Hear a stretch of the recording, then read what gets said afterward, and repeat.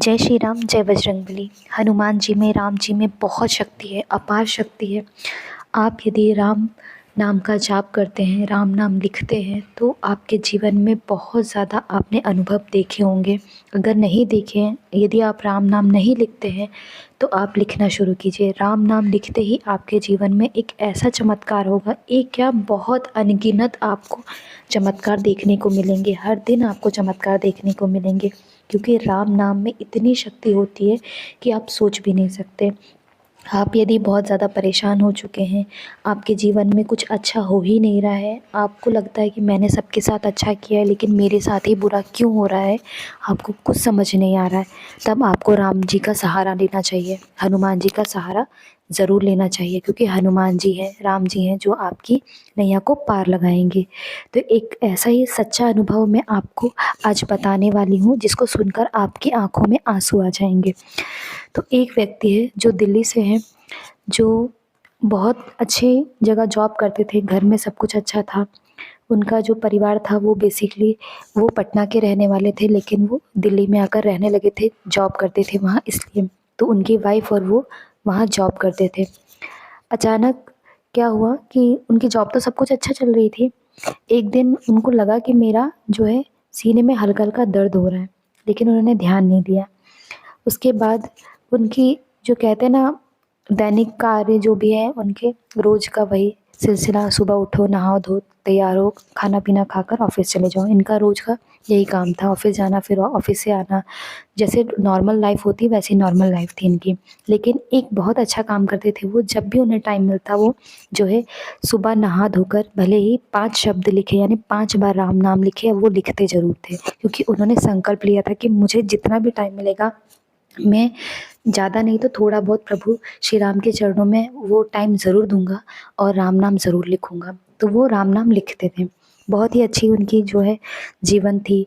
घर में सब कुछ अच्छा था, सब कुछ बढ़िया चल रहा था। ऑफ़िस गए, ऑफ़िस से आते समय वो मेट्रो में बैठे हुए थे। उनको अचानक लगा कि उनके सीने में दर्द हो रहा है, क्योंकि ये दूसरी बार दर्द था। फिर भी उन्होंने किसी को बताया नहीं, क्योंकि आस-पास के लोग जो थे वो इन्हें जानते नहीं थे और ये भी उन्हें जानते नहीं थे, इसलिए हम अपनी बात जल्दी से कह नहीं पाते जिन्हें हम जानते नहीं हैं। जब वो मेट्रो से उतरे तो उन्हें लगा चक्कर आ रहा है, एकदम से वो गिर गए। जब आँख खुली तो उन्हें समझ में आया कि मैं हॉस्पिटल में हूँ।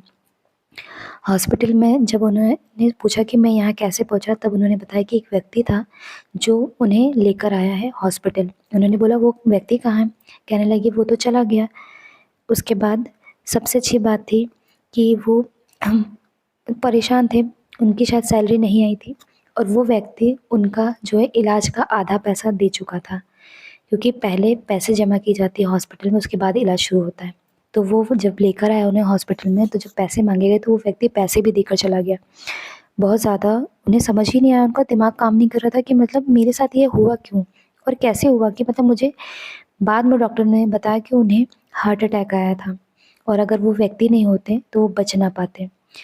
उन्हें समझ नहीं आया था ये व्यक्ति था कौन, जो पैसे भी दे गया और मुझे यहाँ एडमिट करा के चला गया। जब तीसरे दिन उनकी जो है छुट्टी हुई, यानी घर आए वो, जब डिस्चार्ज हुए, घर आए तो वो फिर भी उन्हें मतलब बेड रेस्ट मिला था कि बेड रेस्ट ही करना है। फिर उन्होंने चलना-फिरना तो उन्हें उनसे हो नहीं रहा था, क्योंकि डॉक्टर ने कहा था अभी तुम्हें ज़्यादा दिन चलना-फिरना नहीं है, कम से कम 8-10 दिन आपको आराम करना है। फिर भी उन्होंने राम नाम लिखना नहीं छोड़ा। जब वो राम नाम लिख रहे थे, अचानक से जैसे हमारे दिमाग में कुछ अजीब सी मूवी चलती है ना, वैसे उनके दिमाग में कुछ चल रहा था। उन्हें लगा कि मैं बेहोश हो रहा हूँ और मुझे कोई उठाकर ले जा रहा है, और वो जो चेहरा उन्हें याद आ रहा था हनुमान जी और राम जी का, जो है उनका फेस उनके सामने आ रहा था। उनके हाथ-पाँव काँपने लगे। उन्होंने ज़ोर से आवाज़ दी, अपनी वाइफ़ को बुलाया, कहने लगी मुझे समझ नहीं आ रहा मेरे साथ क्या हो रहा है, मुझे अंदर से घबराहट हो रही है, मेरा पूरा शरीर काँप रहा है। उनकी वाइफ़ ने पानी-वानी पिलाया और उनसे कहा थोड़ा आप आराम कीजिए। जब वो सो गए तो उन्हें सपनों में जो है हनुमान जी ने दर्शन दिए। तब उन्हें समझ में आया कि प्रभु श्री राम ही थे और हनुमान जी ही थे जिन्होंने उनकी नैया को पार लगाया और उनका जीवन जो है बचाया है और हॉस्पिटल तक पहुँचाया है। तब उनकी आँखों से आँसू बंद नहीं हो रहे थे। मतलब जब वो सोए ना, तो उन्हें ना तो उनके मुँह से आवाज़ निकल रही थी, ना वो किसी से कुछ कह पा रहे थे, ना ही कुछ किसी को कुछ बता पा रहे थे। बस मन उन्हें लग रहा था कि साक्षात हनुमान जी सामने खड़े हुए हैं। वो रोना शुरू कर दिए, उनकी आँखों से आँसू बह रहे थे।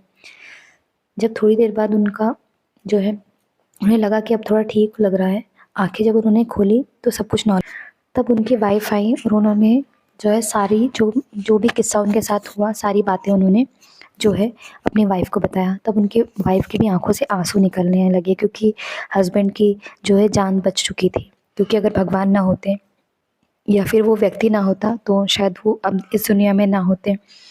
वो बहुत रोई, उन्हें पकड़कर उन्होंने कहा कि कुछ भी हो जाए, भले आप बेड पर बैठकर लिखें, डॉक्टर ने कहा है तुम्हें बेड रेस्ट करने के लिए, लेकिन आप यहीं बैठकर राम नाम लिखिए, लेकिन आप ज़रूर लिखिए और आज से मैं भी राम नाम लिखना शुरू करूँगा, क्योंकि जो ये हमारे साथ हुआ है कोई इस चीज़ पर विश्वास नहीं करेगा, लेकिन राम जी हनुमान जी हमारे साथ हैं, उनका आशीर्वाद हमारे साथ है, ये हमें पता है। और हम हर उस व्यक्ति को बताएंगे जिसके जीवन में दुख है, तकलीफ़ है, कि भगवान साथ देते हैं, आप बस उन पर विश्वास रखिए। तो इस कहानी में बस इतना ही। आप भी हनुमान चालीसा का जाप करना शुरू करें। अगर आप कुछ नहीं कर सकते तो राम नाम ज़रूर लिखिए, राम नाम में बहुत शक्ति है। आपके जीवन के हर वो दुख कटेंगे जो आप किसी को बता भी नहीं पा रहे हैं। जय श्री राम, जय बजरंगबली। जब भी आपको ये वीडियो मिले, आप वो जो है डेट और टाइम मुझे कमेंट बॉक्स में ज़रूर बताइए कि हनुमान जी ने ये वीडियो आप तक कब पहुँचा है। जय श्री राम, जय बजरंगबली।